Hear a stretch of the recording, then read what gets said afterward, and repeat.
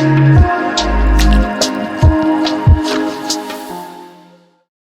so yes, good morning, everyone. Thank you for being here. We're going to do a practice again, building on last week's practice, where it's pretty clear to us in Portland right now that kappa dosha is coming and is expressing herself more abundantly. So for those of you who heard my story last week, the rhubarb is coming up from the ground. It's fluorescent, like bright orange, yellow, red, and its little bitty bud is surfacing from the dark soil. And that's a sign that kappa season is coming. But also, if you look at the Daphne odora in Portland, the buds are there. And then when the bud becomes the flower, the fragrance, Daphne odora, it's an extremely fragrant bush, like we have in the backyard, but you can smell it from the street. When people go for a walk, they stop and you see them out in front of the house. Like, where is that coming from? Because there's two mature Daphne odora back here in the garden. As well, you're going to start feeling the spring come to you. And so as the energy is reemerging, we want to be thoughtful to move the kappa dosha to say yes to that. But we don't want to overmove the vata dosha. Because vata is the most mobile of the doshas, if we move it too much right now, we're just in the cusp of kappa. So if we move it more than is helpful, we can end up with vata symptoms, feeling ungrounded or anxious. So we want to have some movement. We also want to be able to take our seat in the place of home. And our practice is intended for that today. So please rest your hands in your lap and close your eyes. And find your base. You might rock a little bit side to side to ask, or even front to back, where is the center of the pelvic floor?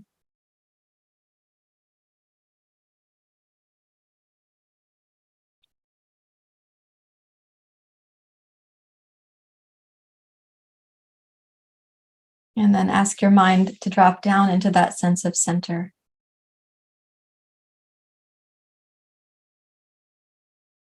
And we could picture that we also have this root system that goes down into the earth. What is manifest in our life above the earth is pretty much we go about daily life seeing what we see and taking that to be the person. But there is a deep inner life that each of us also has.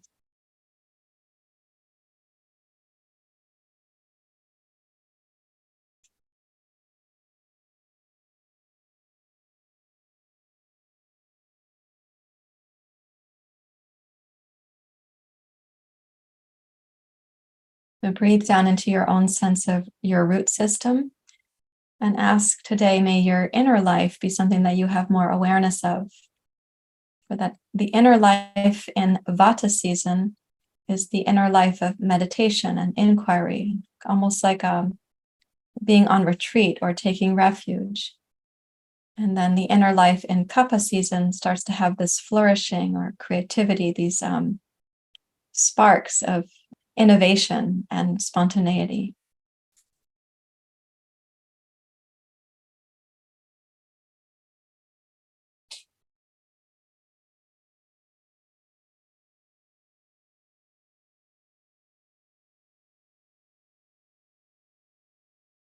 Let's make the breath a little longer for inhale and exhale, a little smoother for both.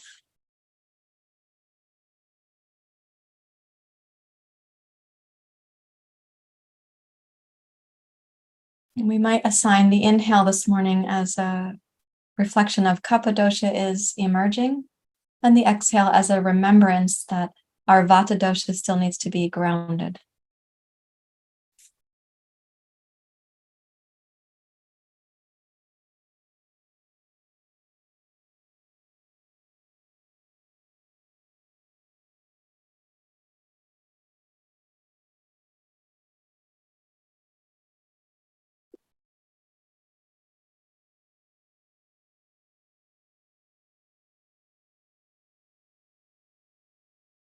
And then please raise your hands to your heart. We're going to chant Sahana Vavatu, Sahana Bhunaktu, Saha Vidyang Karava Vahai, Tejas Vina Vadhi Tamastu, Ma Vidvesha Vahai.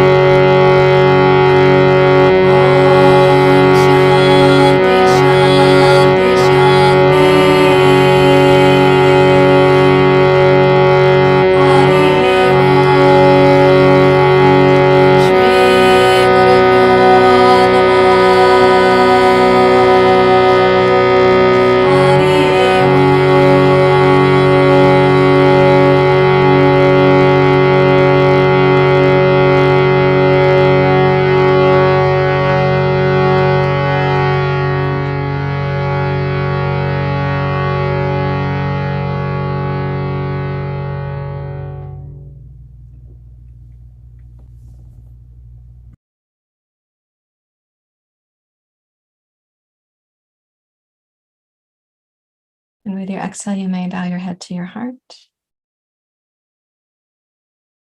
Release your hands when you're ready to. Please open your eyes. And we're going to come up to standing.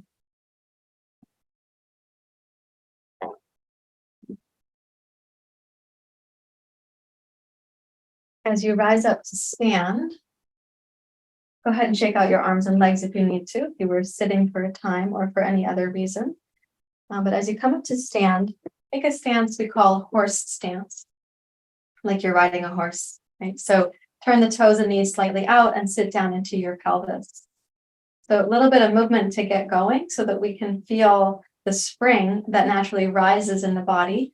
And the first acupuncture point on the kidney meridian, which is here at the sole of your foot, it's right there, is actually called bubbling spring.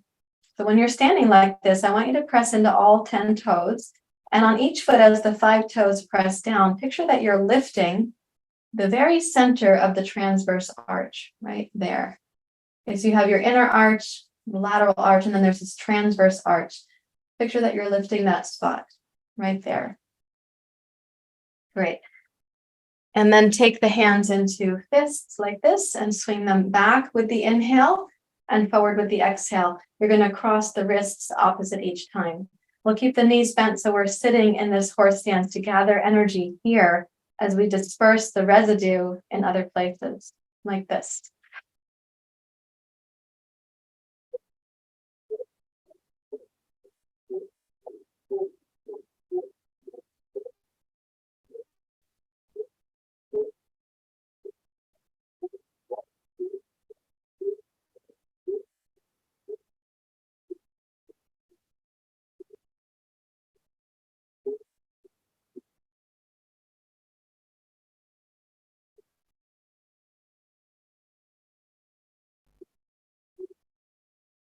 Five, four, three, two, one. Let the arms slow down.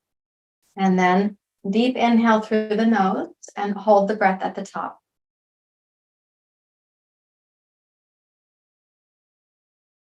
And on the exhale, come forward and down like a rag doll. And exhale, kind of like you're sighing. No particular force to the exhale, just letting it go.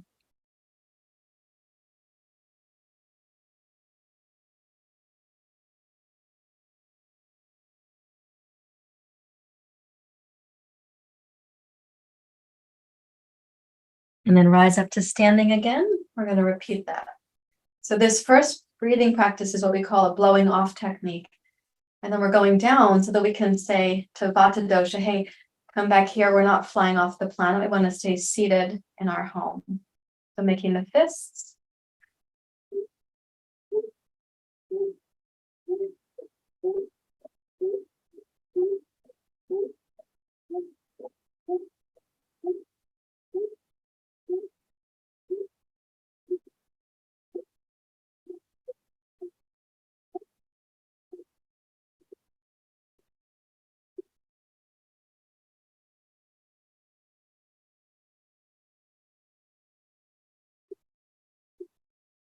Five, four, three, two, one.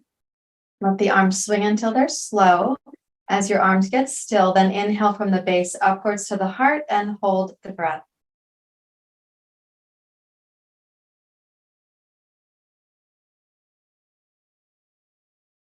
And then exhale and come down like a waterfall. Exhale like a sigh.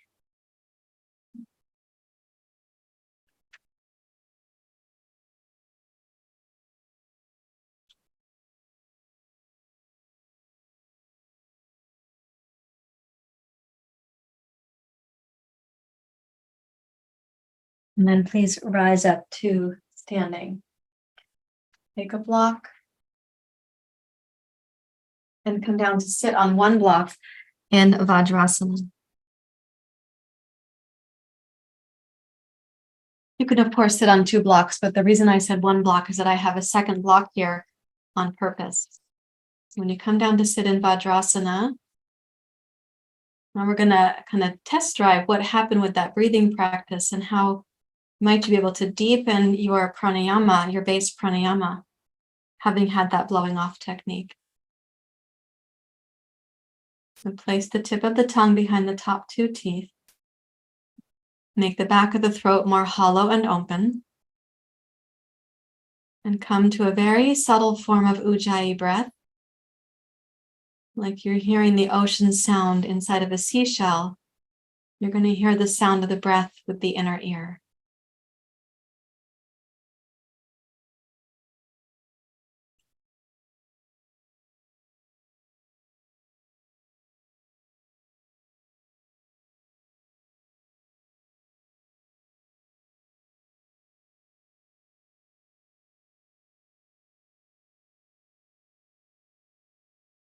Now notice if when you're doing the ujjayi breath, is it possible to have your inhale be balanced with your exhale? That would be one of the ways that we start kind of maturing the breath. We also make the movement of the breath smooth and the pauses between the breaths smooth.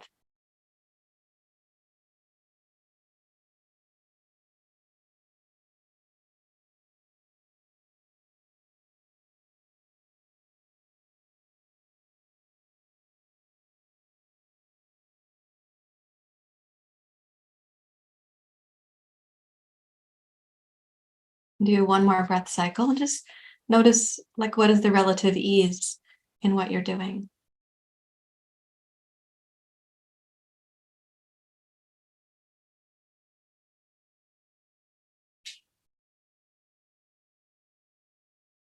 And we're going to do another blowing off technique. It's shorter in duration and more potent for inhale and exhale.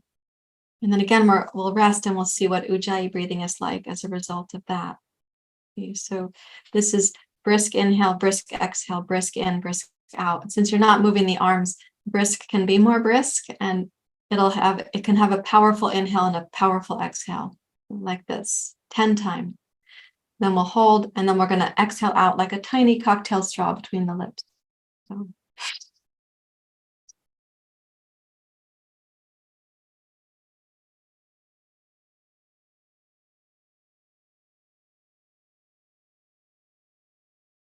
Inhale to hold.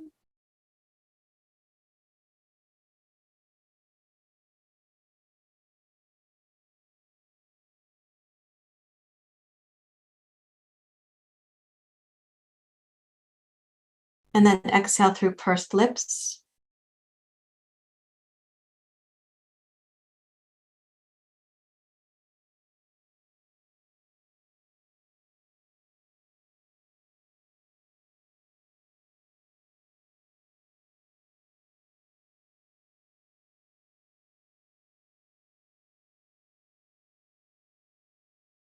At the end of that exhale, you're going to deeply relax.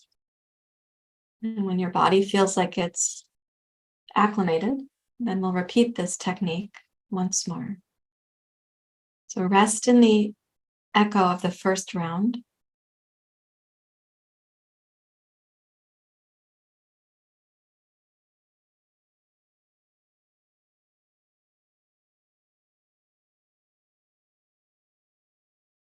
We'll do it a second time. And during the inhale suspension, let me encourage you to lift the chest really brightly, lift the collarbone, like the rhubarb is like, hey, here I come. So lift the chest and heart, but bring the chin down and in towards the center of the sternoclavicular notch. So it's a seal we call Jandahar Bandha. This will be beneficial in the inhale suspension, and is also nice for toning your vagus nerve, so giving more vagal tone from here. Okay, let's do it together, and then at your own pace.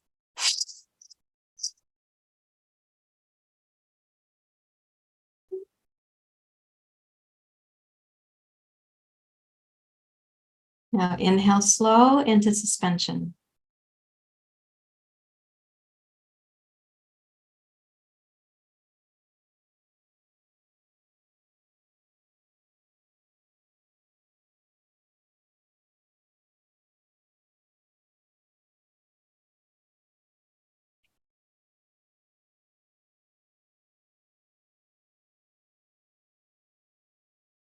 And exhale through pursed lips. Take your time.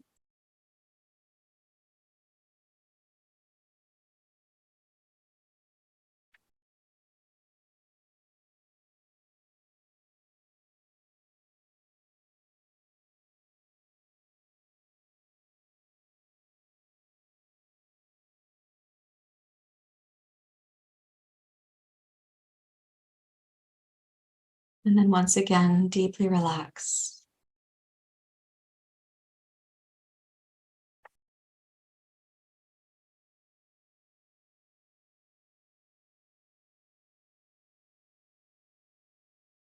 You might notice a quality of mental stillness, or you may observe that the breath is shallow or imperceptible right now.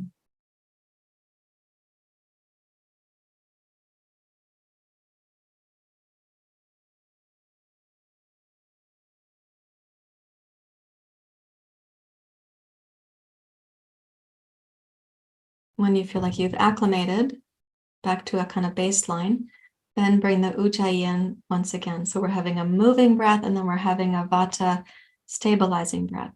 We're going to balance inhale with exhale as well as we can.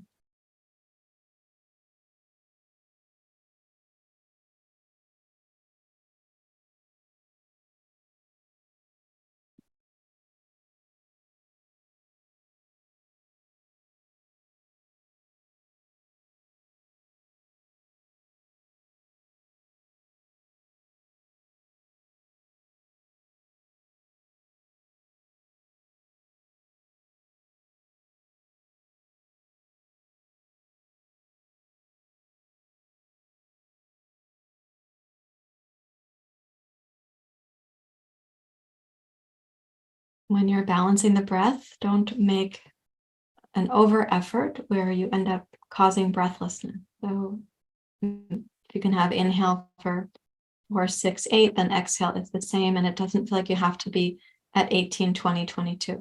So within reason.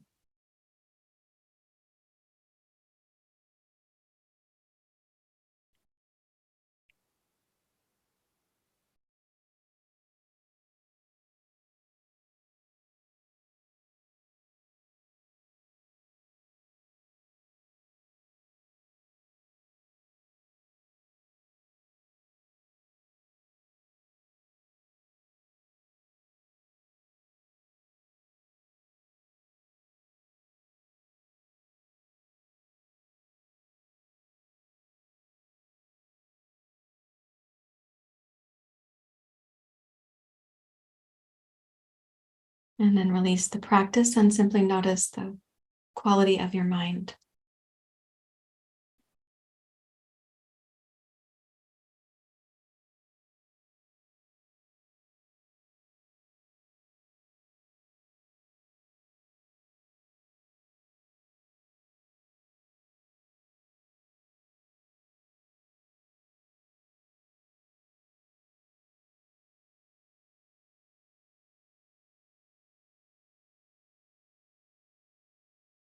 Ask for your attention because I'd like to discuss a breathing practice called Korma Mudra or Kormasana.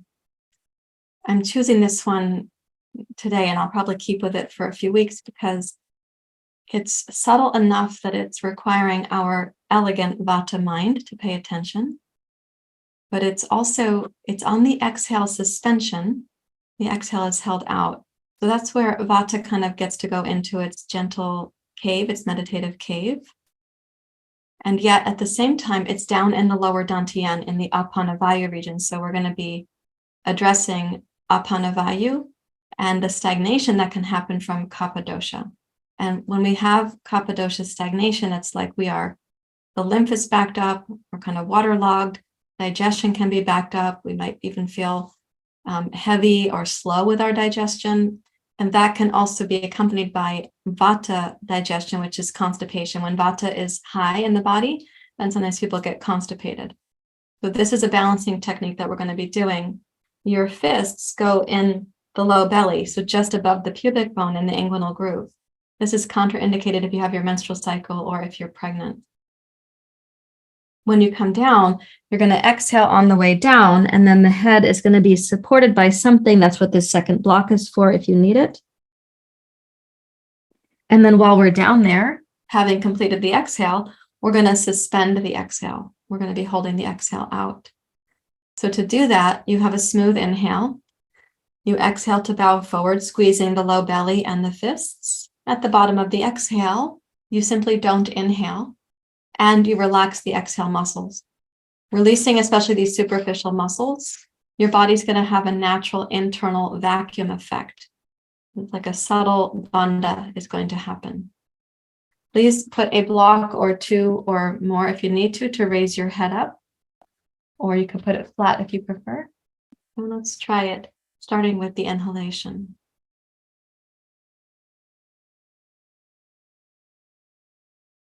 And then exhale. And as you're coming forward and down, you do want to exhale completely, but don't cause yourself to feel breathless. At the bottom of the exhale, your head should be supported. Relax your exhale muscles as you resist inhaling. And then tone the low belly and inhale, rise back up smoothly to your starting position. Take a pause or continue to the next round. You're going to pause if this is new for you or if you feel breathless. Otherwise, you can be continuous in the practice. And let's do it 4 times in total, please.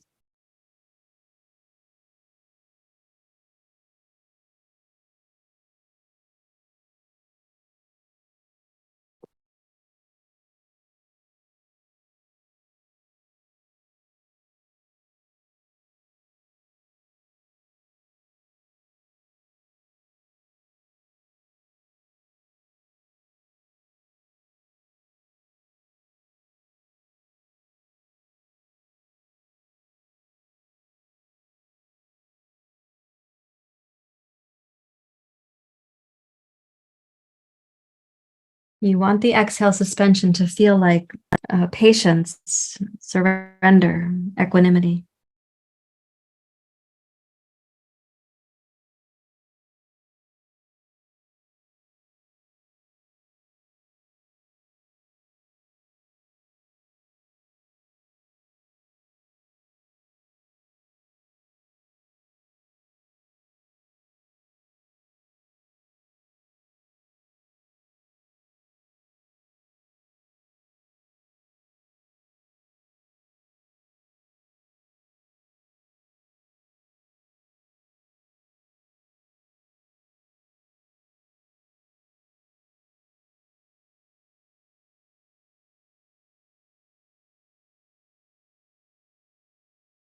When you rise up at the end of those repetitions, then rest your hands in your lap. You can simply notice the quality of your mind.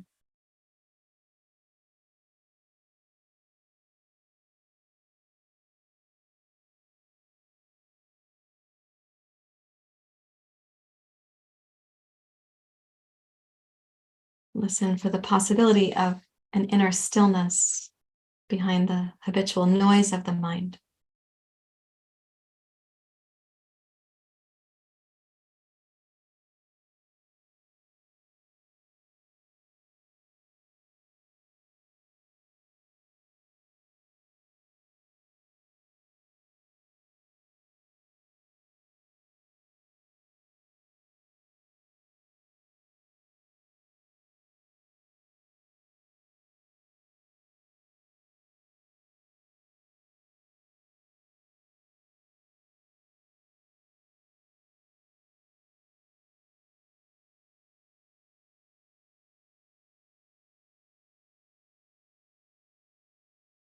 And so may we take this mental quiet that I hope you have access to, may we take this then into the physical asana practice. So that as we move the body, and we do want to have kappa dosha kind of like going from ice in winter to river, runoff, or like really hard solid ground becoming mud and then becoming how you plant your garden. We do want to have some mobility in here, but we don't want vata dosha to be flying off to the ethers. So from where we have just been, please put your blocks to the side within reach and turn to table pose.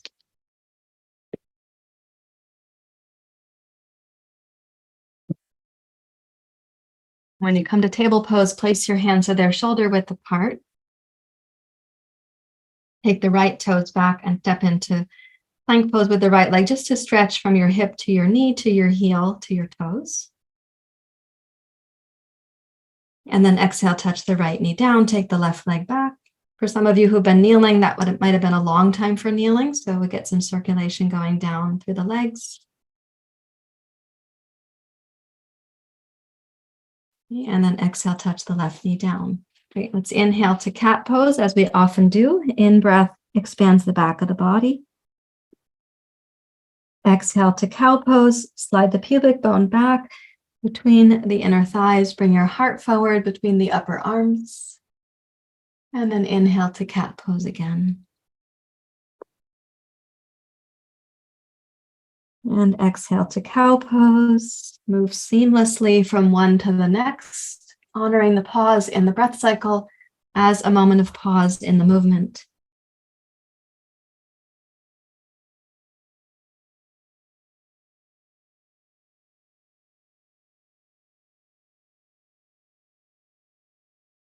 And the next time that you inhale to cat pose, go ahead and pause there.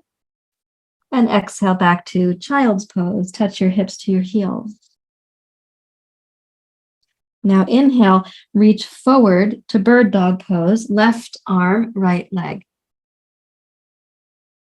And exhale, reach back to child's pose. Stabilize on the support hand and knee.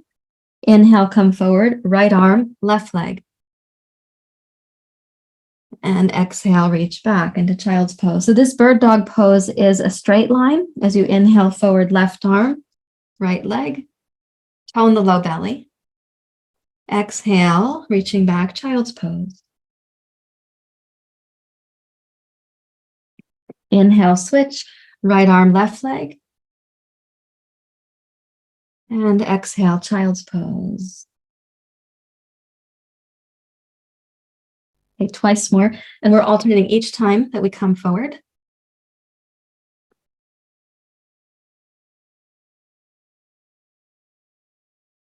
Making stability in the inner body is really important. And also the smoothness of the movement is important as well. Okay, inhale forward to table, curl your toes under and step into plank pose. And keeping your toes grounded, inhale, raise your hips high, reach back to downward facing dog pose. First downward dog pose of the day for some of you. So let's keep the hands, arms and shoulders stable and bend the right knee deeply. And then straighten the right and bend the left.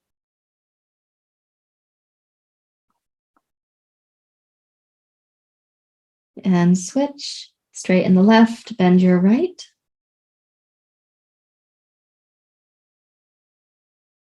And switch. And then downward dog pose. Inhale forward to plank.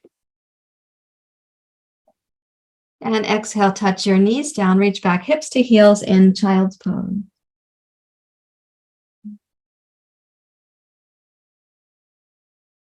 Walk your hands back towards your knees and come up to kneeling for a moment. So you can just check again, what is the quality of the mind?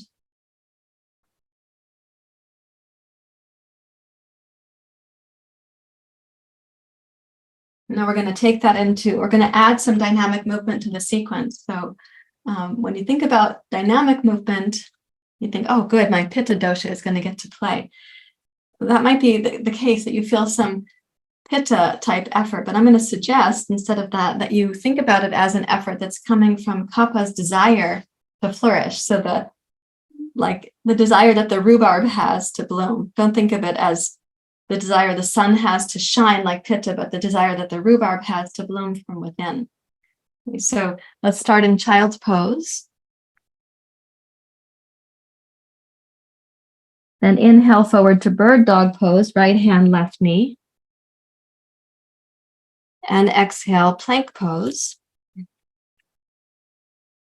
Inhale, change sides. You're going to have left knee, right arm, bird dog pose. Oh, no, sorry, I didn't change sides. I got my own lefts and rights confused. Sorry, you guys. And then exhale, plank pose. Inhale, downward facing dog. Okay, exhale, plank pose.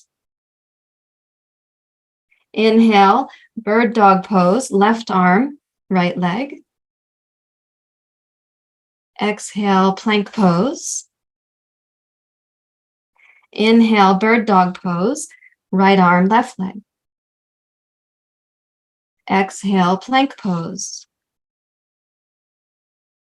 Inhale, downward facing dog. Exhale, plank pose. Inhale, bird dog pose, left arm, right leg. Exhale, plank. Inhale, bird dog pose, right arm, left leg. Exhale, plank. Inhale, downward facing dog. And one more time, exhale, plank pose. Inhale, bird dog pose, right leg, left arm. Exhale, plank. Inhale, switch, bird dog pose, right arm, left leg.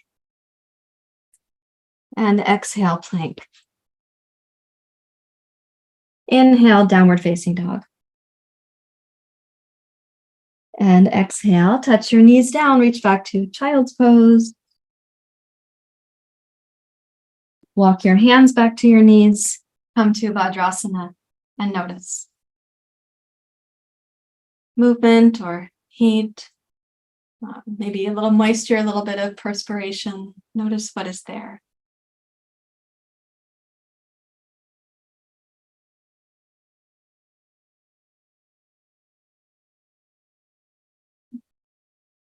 And then place your 2 blocks, one for each hand. I like mine to be on the medium setting because I can hold my block like this with the thumb on one side and the fingers on the other side.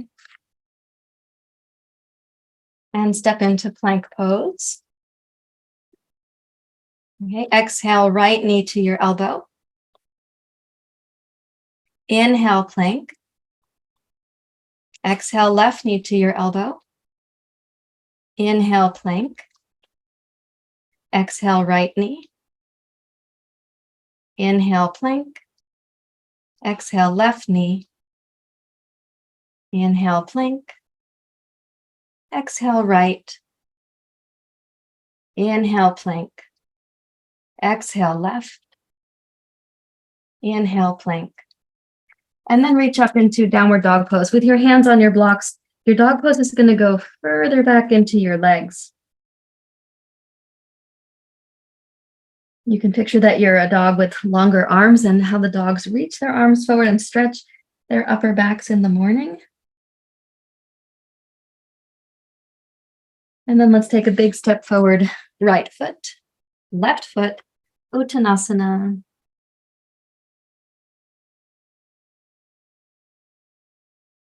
Allow the mind to quiet. And as you next inhale, energize all 5 toes on each foot and lift that little point in the transverse arch. I said it earlier this morning, where the kidney 1 meridian starts, the bubbling spring.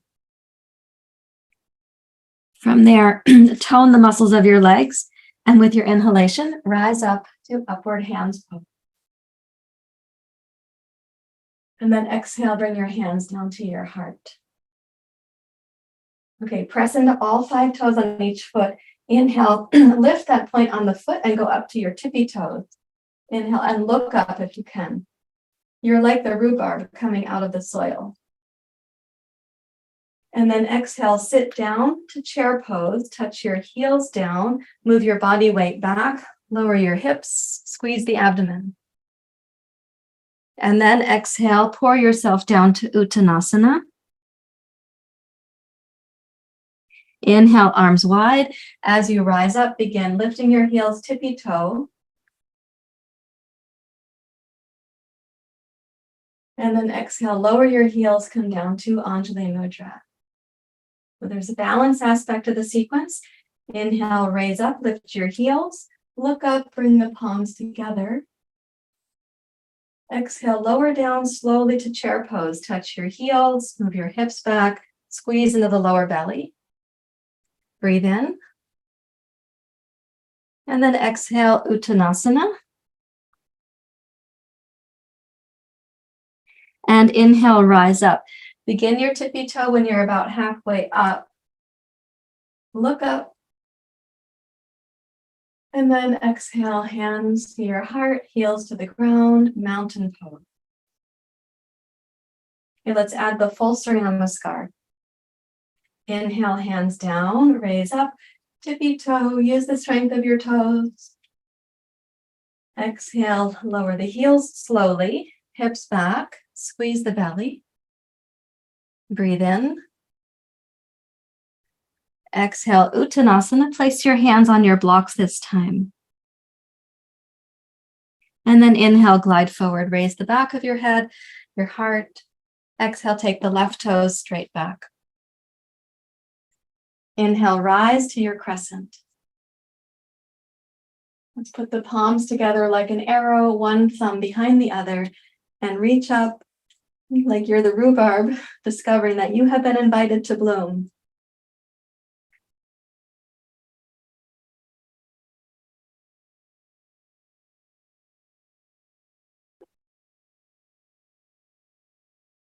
Now, when you next exhale, sweep the arms wide, and we're going to come back to a twist that we were doing earlier, I think last week or last Sunday.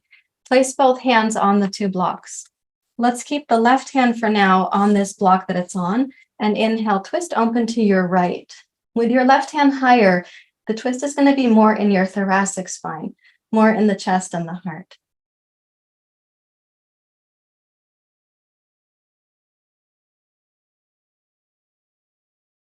And then exhale, lower down with your right hand. Inhale, step to plank pose.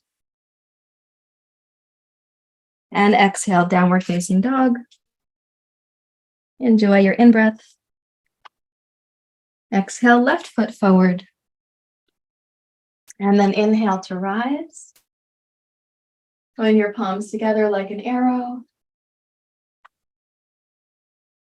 Let's zip the lower belly in and up. Lift the back waist and your heart.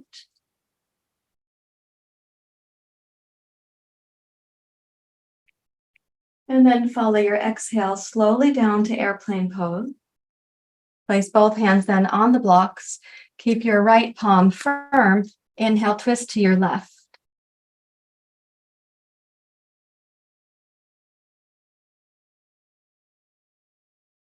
Notice, generally speaking, there's some freedom in the chest and the heart when we have the right hand on the block for this twist.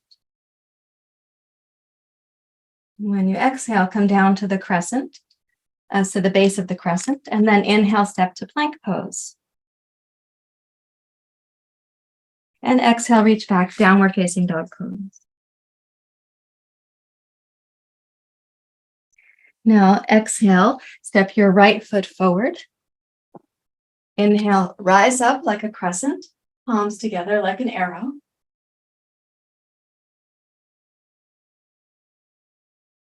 And this time, exhale, arms wide as you come down. Either lower the two blocks or just the one for the left hand. And then inhale, twist to your right. And notice that the twist is oriented in a slightly different place in the spine. Press firmly into your left arm. That is a support for the twist. So is your right shin and your right hip. And the hips don't wander like a fish. They're going to be stable. And then exhale, return to your blocks, and inhale, step to plank pose. Exhale, downward facing dog. Enjoy the inhale. Exhale, left foot forward. Inhale, rise.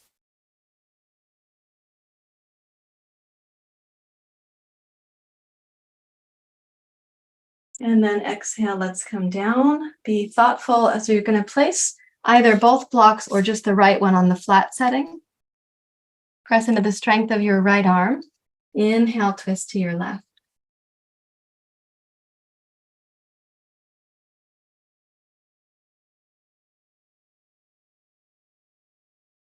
And then keeping both hips stable and strong. So your twist is really motivated right now, kind of between the base of the shoulder blades and the top of the diaphragm. And then exhale and come down. We'll place both hands on the medium height for the blocks. Inhale to plank pose. And exhale, downward facing dog.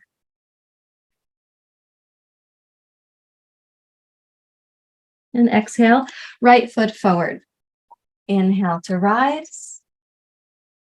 Now the next twist, we're going to put the left hand on the floor for those for whom it's appropriate. So when you exhale to come down, place your right hand on your right knee and your left palm down to the floor. That's going to change the dynamic of where your body feels the twist. So as you press into your left arm and you twist, notice that it's more likely to be in the belly now and kind of right across the diaphragm and more towards the top of the lower back. Go ahead and use the right hand for some wise and thoughtful leverage to press down. Press into your left arm as well.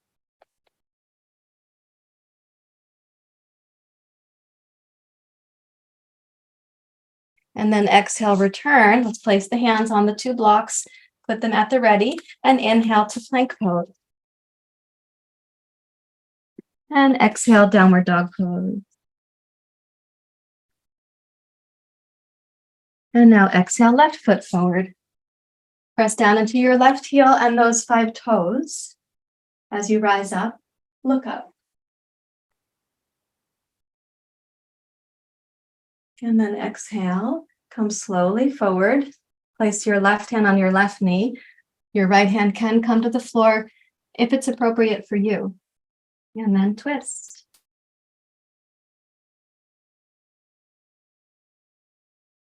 Do your best to keep the hips and the pelvis level. So we're not dropping the right hip to twist because we want to twist in the abdomen, in the organs in the abdomen.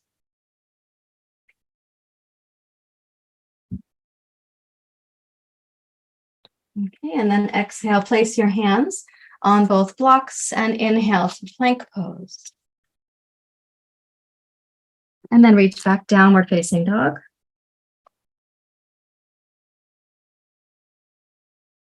And come forward, touch your knees down, and sit back to Vajrasana. And if you'd like, you can take a block to sit on in Vajrasana or simply sit hips to heels.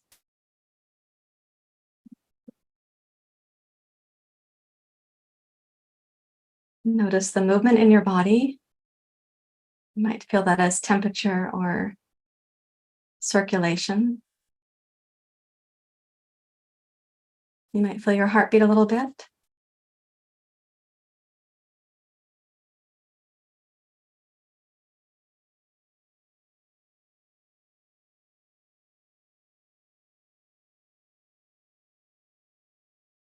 There's one more twist that I want us to do in this sequence, and I'd like to say a little bit about it first, because you just went really through the upper thoracic when your hand is the highest, and then mid thoracic when your hand was a little lower, and then low thoracic, diaphragm, and kind of upper abdomen when you were in the next position.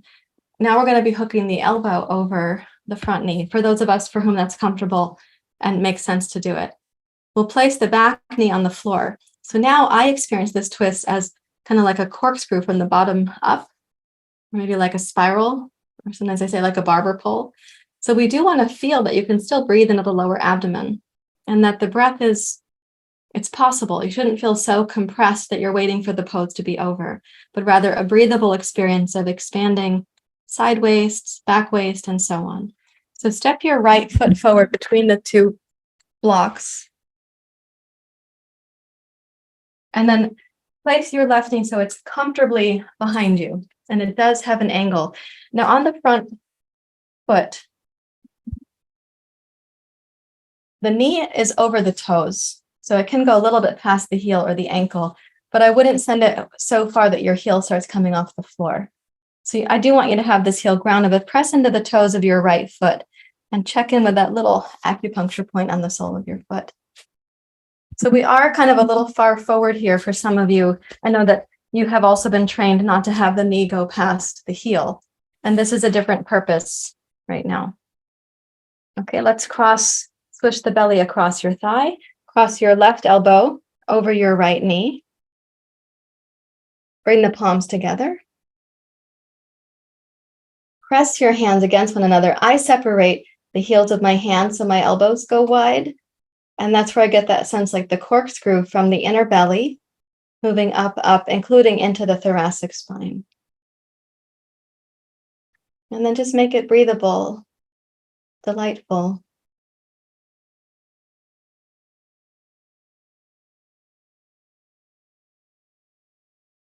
And relax your eyes. You might gaze back between the little opening of the hands. Allow the breath to come while you keep your right heel grounded. And the left elbow and the right knee do have some pressure against each other. They're kind of opposing each other so they can stabilize you.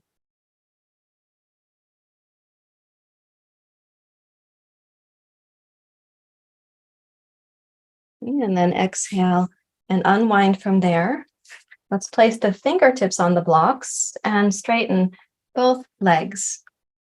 Of course, your right hamstring has to agree to that. So straighten both legs to the best of your ability.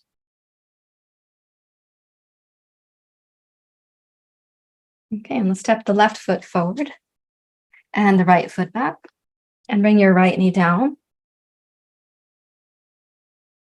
Again, you're going to have your knee, likely it's going to be over the toes, but your left heel should stay grounded. You swish your belly across your lap. Hook your right elbow over your left knee and then bring the palms together and press the elbows wide.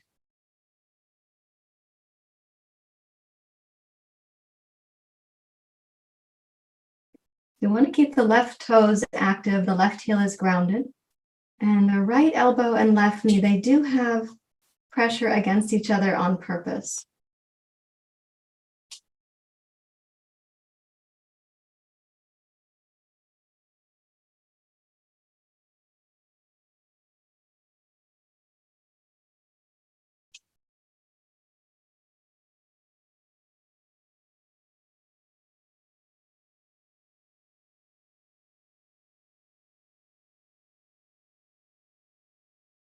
And then with an exhale, let's release. Place your fingertips on your blocks. Tuck the right toes under and straighten both legs within the capacity of your left hamstring.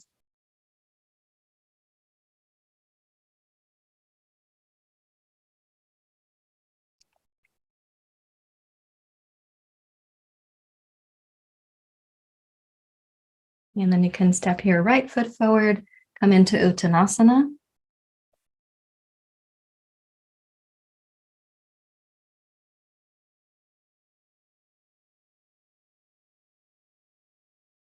Raise your hands to your hips and rise up to standing. Come into mountain pose. And in mountain pose, I'm going to encourage you to stand really still and just really take notice of what is happening as your body settles that cleansing pose. Those twists are cleansing practices. So as your body settles that, what do you notice in your mind?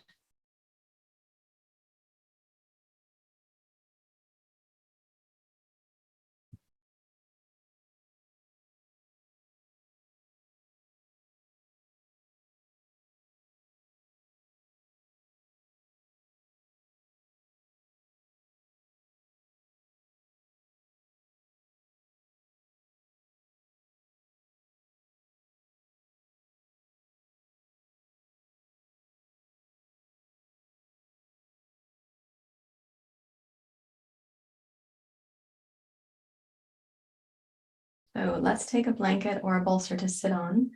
I'm going to use my bolster. I don't need a lot of bolster. You may not need a huge amount of seat, but something that goes under your sitting bones, even just a little bit.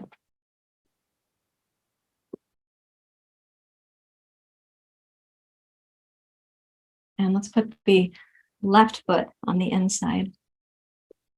Hi, you can come in. Nandita. It's okay. Yeah, come on in. Hi. I'll just take this so you don't turn the mute button. Hi, you guys. You can come, Nakula, if you want to. Okay, so twisting poses. We're going to use, now we've raised energy. So we're going to use a twisting forward bending pose to bring vata dosha down and to sort of further reinforce that we want this good cleansing in the springtime. I said this last week about rhubarb. It's the equivalent for us. Of course, speak to your nutritionist or your doctor about this, but it's the equivalent of, for us, rhubarb, like skunk cabbage for bears. They've been hibernating all winter. They had their big meal. They went for a big nap, and they wake up and they really enjoy the skunk cabbage because then they have a big poop. So rhubarb is a moving plant. It's medicinal for us. That's why it comes in the spring. So as you're sitting like this, left leg in, take the right leg out. This is janu sirsasana. This is the base of the pose. And then let me move these things. Go ahead and come forward. And as you come forward, keep your sitting bones grounded on your bolster or your blanket. And you can take your blocks and make a little patio, or maybe it's like a second level porch, and walk the forearms out so you can rest your head down. Hi, Bindi.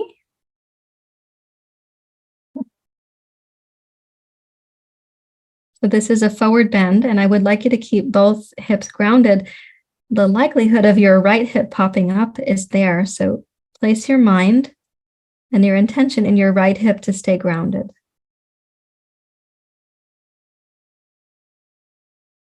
And slow down the breath. And notice the movement of the breath in your lower belly, like below the belly button.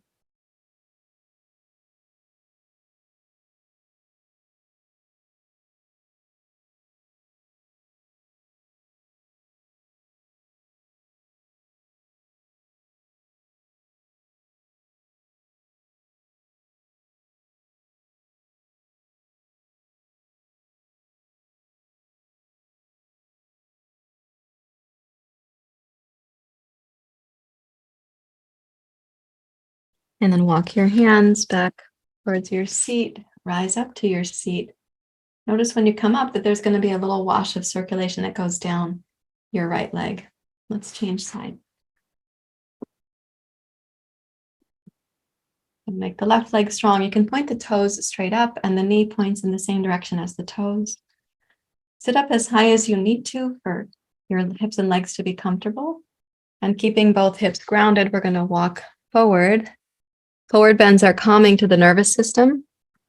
So a forward bend nourishes the kappa dosha. But when kappa goes past nourishment into being sedentary or lethargic, it's no longer kappa dosha in balance. We're using this pose, which supports kappa dosha, to help our vata dosha not end up, as I said before, up in the ethers. So bring your awareness into the breath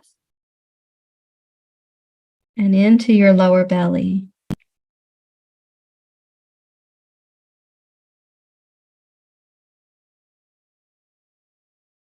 Do your best to keep your left hip grounded. And the left leg muscles actually are toned. They're not passive here.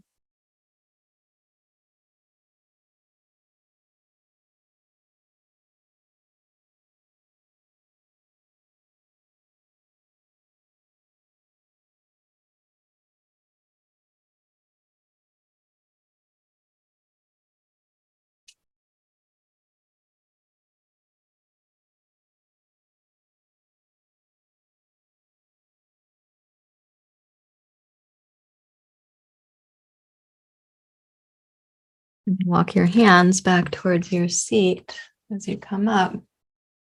Fold the left leg in and pause to notice again.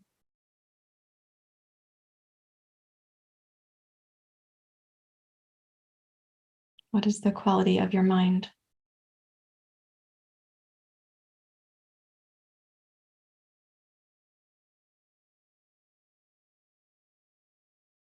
And it's a really different sort of personality, these poses, relative to the standing poses, right? It's a different nature. I'm quite fond of having the forehead supported. That's why we have the blocks, and then you can cross your arm. Feel free to get more blocks if you need to, because maybe your forward bend is not as limber. Having support here is really helpful for the neocortex, the pineal gland, the eyes, the mind. Pitta and vata rising too much into the head helps them to come back down. Okay, take the right leg out, please. Rotate towards your right leg. You can get your blocks up already. So something that you could do is make like a little, like a tent with your blocks, or a gazebo, like a gazebo. These are the stakes. This is the top. So when you come forward, rest your forehead on something. And again, could be 4 blocks, doesn't have to just be 2 blocks.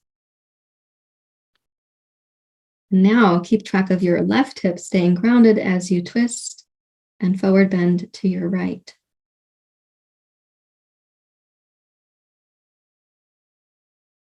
And just allow this pose to be like a bath for the nervous system.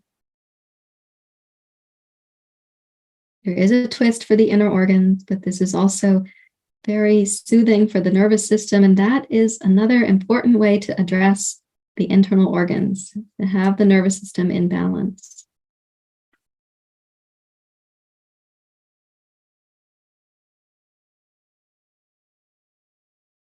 Hand up.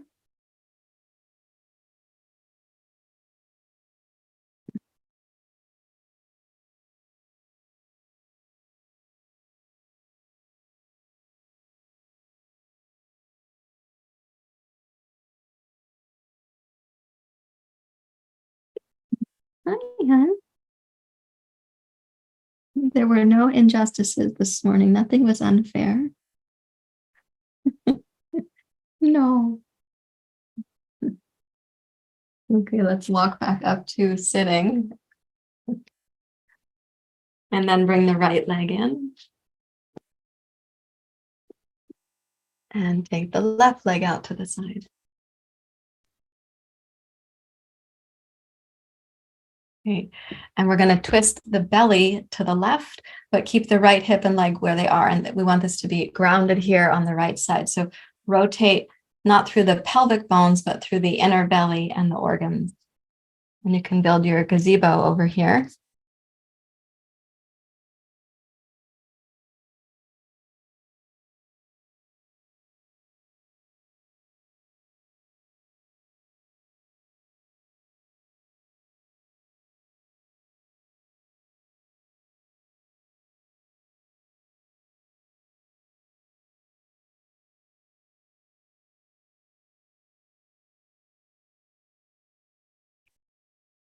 Notice the quality of the mind and kind of like the attitude of your breath, because you are influencing your nervous system right now. If your mind is distracted, that has an influence. If the breath is choppy, that will have an influence. If the mind is present and non-judgmental, if the breath is smooth, you're also going to have an influence from there.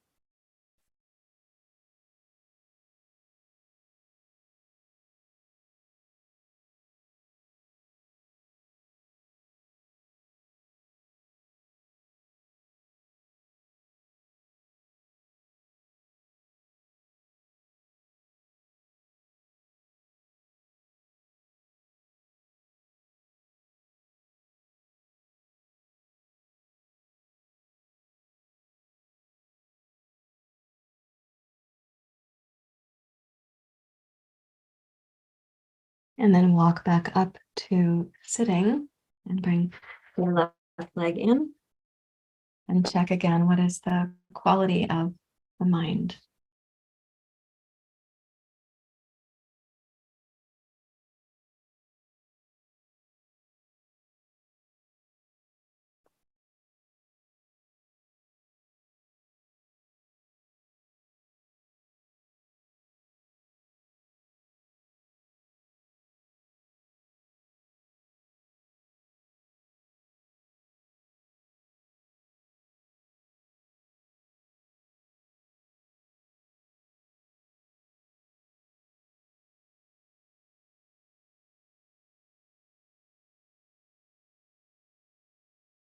You know, I'd like you to take your 2 blankets or your bolster and your 2 blocks.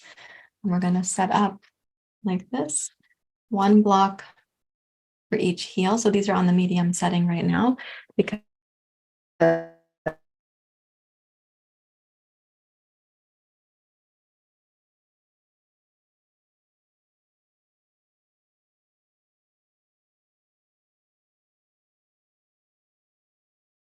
right behind the sitting bones, and then also to support the back of your knees. And then put your heels on the blocks, something like this.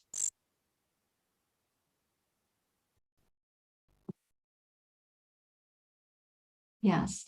So there's a very mild inversion happening with your feet elevated, and that's going to return circulation back towards the heart and to the mind and the brain, and can be soothing for the vata dosha.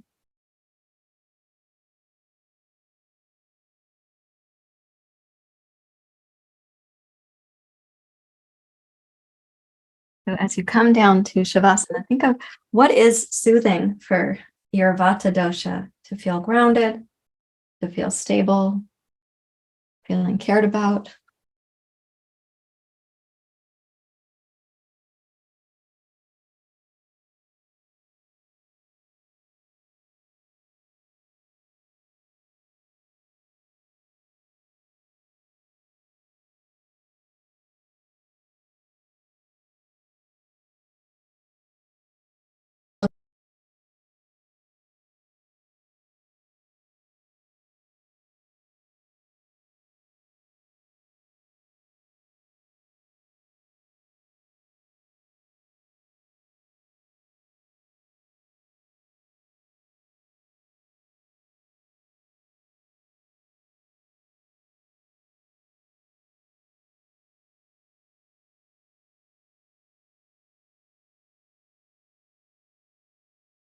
become medicine inside.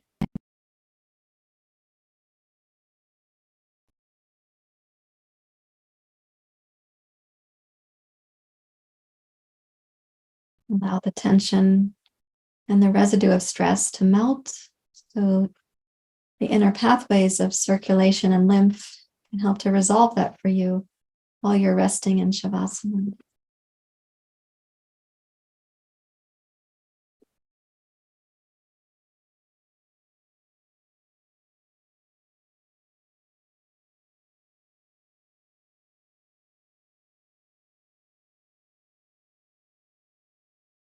Deeply relax your heart and know that the innate kindness of your heart is there for you to come home to right now, for you to receive that kindness.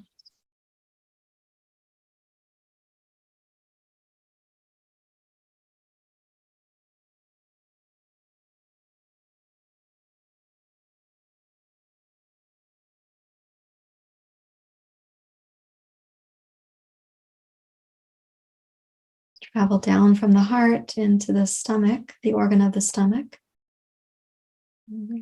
Give a moment of deep appreciation and invite the stomach to relax, to soften.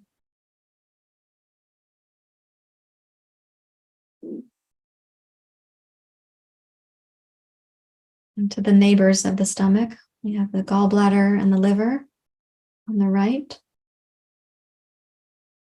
The spleen is a neighbor to the stomach, so is the pancreas. Invite these organs to know you really appreciate them as resources for your health.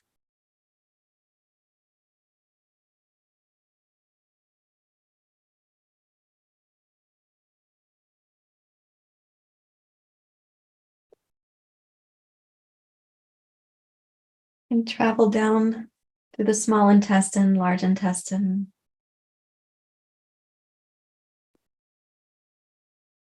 This whole digestive pathway. And that'll take you also into the lower abdomen where you have the organs of procreation and elimination.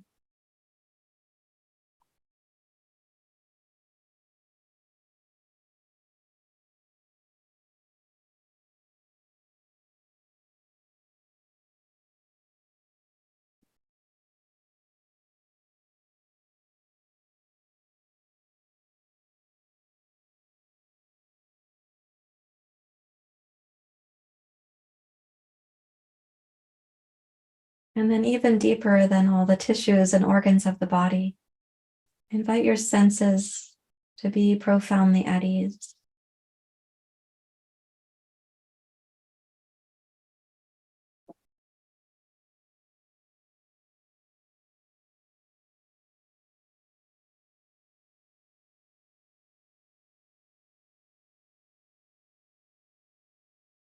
And imagine how your senses influence your nervous system.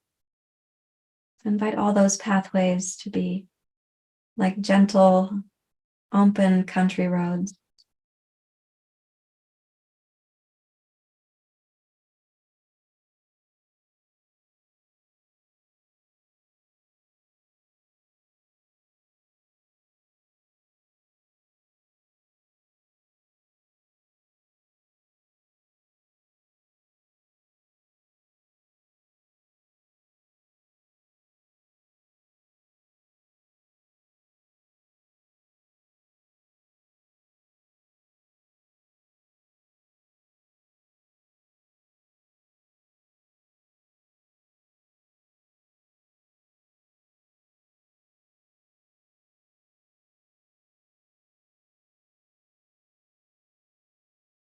And more subtle than the nervous system are the nadis, the subtle nervous system in the body, like meridians, the nadis. And you can imagine all the nadis being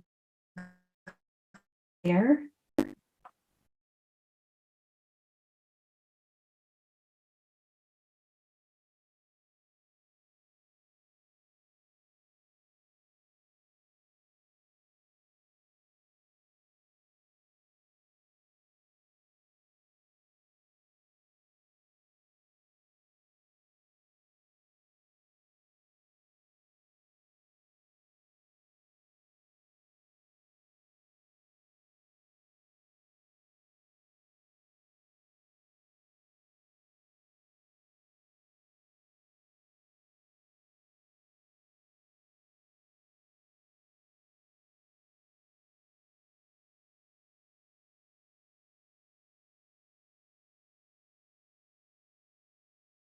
And even deeper than the subtle body, imagine your inner essence you're returning to.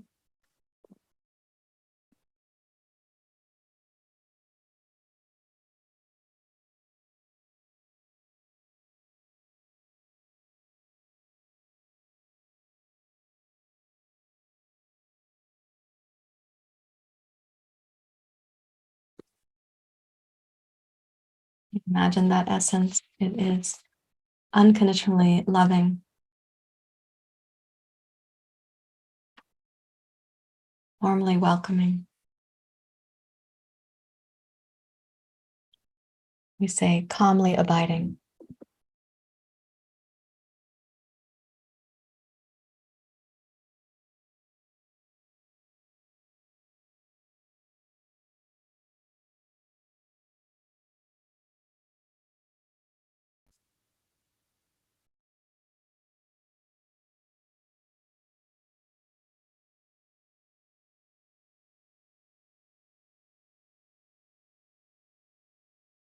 For the next few moments, please gently wiggle your fingers and your toes.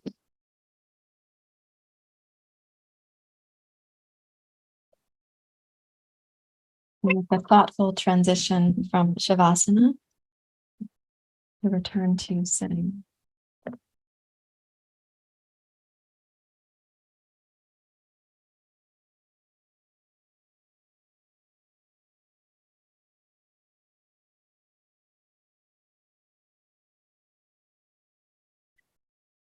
You rise up to sit, take a seat that's comfortable for you. We're going to do a chanting practice as another form of pranayama, and also really nice for the vagal tone, that we have vibration in the throat.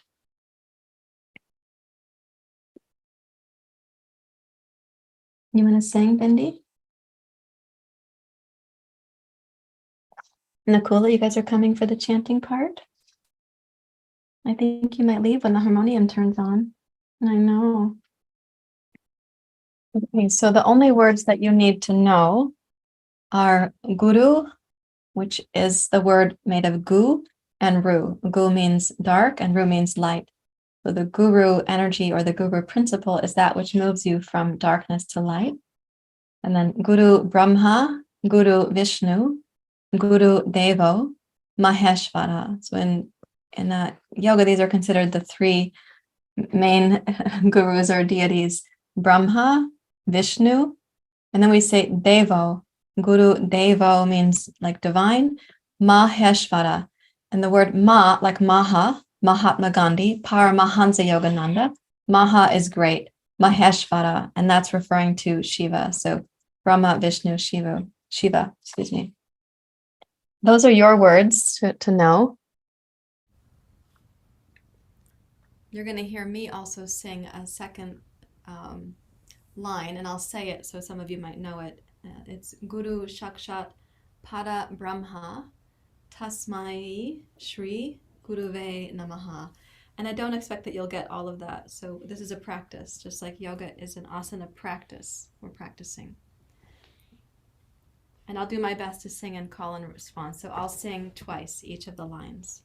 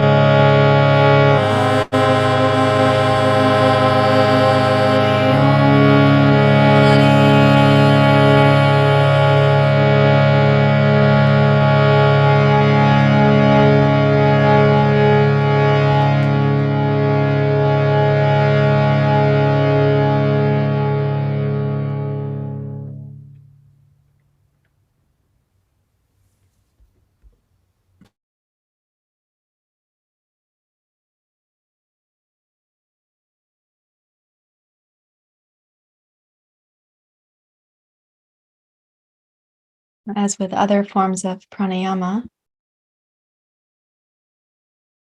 after the practice, we rest in the quiet that we hope emerges as we clear the noise of the mind. You can feel the quiet, the wise heart.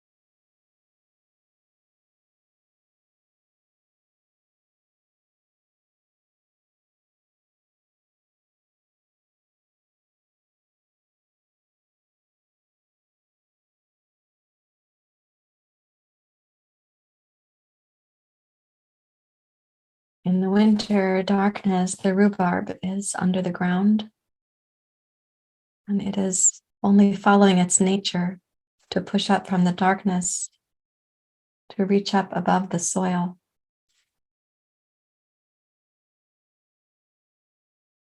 But it cannot deny its nature.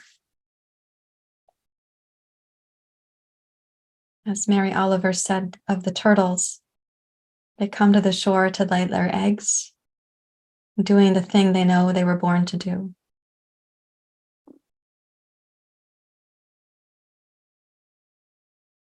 This is also our opportunity to, when we practice yoga, to recognize that which we were born to do, to be in alignment with our nature, not to go against it.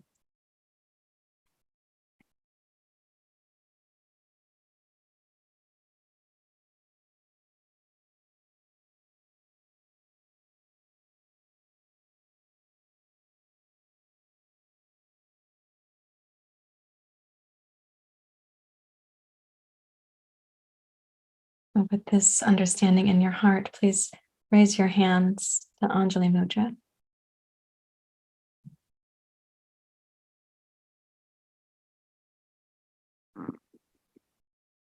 And may our the good fortune we have that there is a sangha, a community.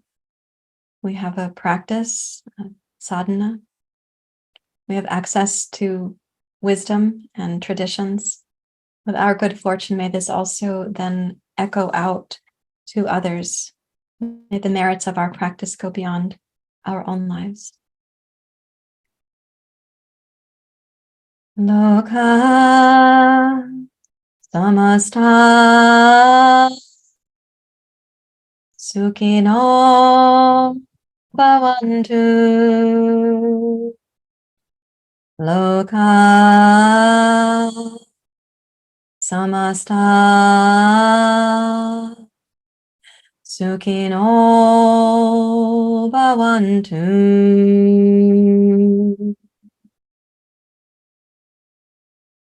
Thank you very much, everyone.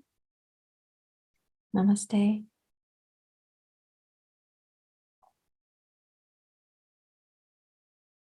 Now, if these practices are helpful to you, of course, subscribe to the YouTube channel, click like for the videos that help you, so I'll get that feedback, and leave comments or questions down below as well. Thank you once again.